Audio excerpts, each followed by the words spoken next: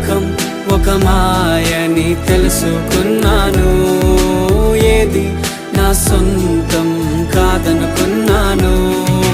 తప్పిపోయిన కుమారుని నేనైతే నా కొరకై నిరీక్షించే తండ్రి నా యేసు.